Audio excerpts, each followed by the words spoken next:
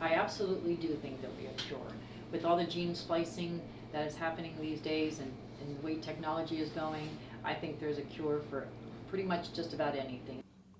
Hi, my name is Guy Law. I'm a hemophiliac. This is not my story, but this is a story of three amazing individuals that are all connected. My documentary is called The Most Expensive Genes You'll Never Own. I am currently 22 years old. It is March of 2018. I'll be 23 in June. And I was diagnosed at birth. I do have hemophilia, factor 8, or hemophilia A, factor 8 severe. It is a bleeding disorder in which your blood has trouble clotting on its own. Hemophilia to me is kind of like a process in your body that's just not eliminated, but it's also not quite all there. I personally have hemophilia A, so I'm missing clotting factor number 8. I technically have severe, so I have less than 1% of that specific clotting factor in my blood. But it's just, as explained to me, a set of dominoes with a domino taken out so that they don't all fall. The worst part about hemophilia, I would just probably say, is I would say the tediousness of treatment. The treatment has certainly changed from a really young age, basically from when I remember. There was 2 different vials. You would have 2 different needles, separating them, and putting the powder in one, the liquid in the other, then mixing them, and then pulling those completely out into a separate syringe. Whereas to now, you don't even need the needles to conjoin the two. It's just they plug the one vial, one syringe, plug them into each other, mix it in the tube, and you can just put it in. Pretty simple. Having hemophilia, there is a lot dealing with pain issues and getting prescribed narcotics and other pain medication.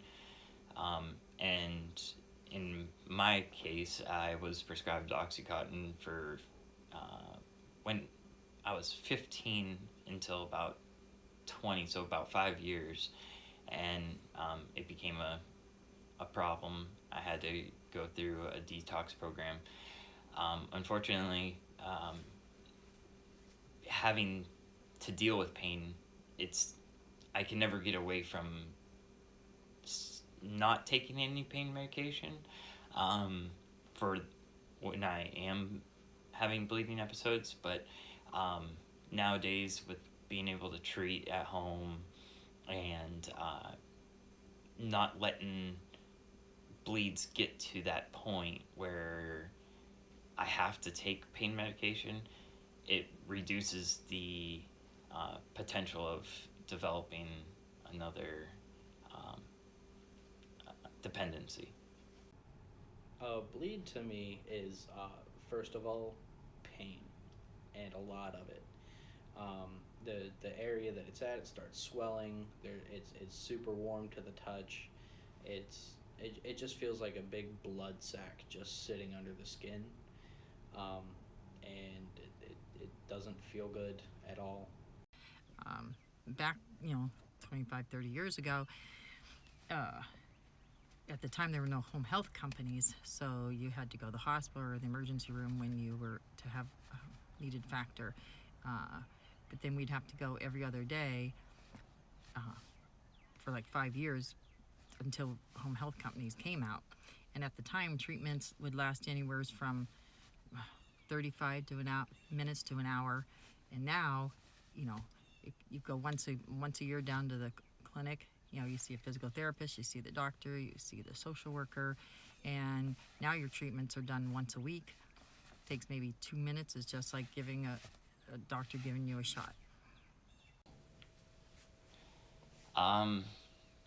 Some of the struggles nowadays would be I have arthritis in my right elbow, bone to bone, as well as arthritis in my both my ankles. The best part about hemophilia is the relationships and friendships that I've made over the years. My favorite memories from having hemophilia is always going to be going to camp as a child.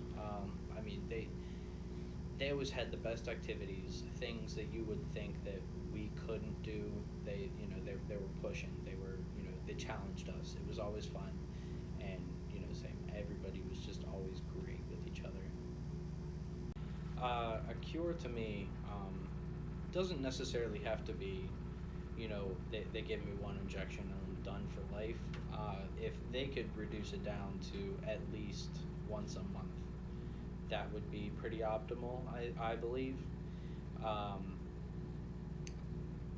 I don't think there necessarily will be a cure. I think there's too much money in the business, just for the fact that if they do have a cure, they're basically out of jobs.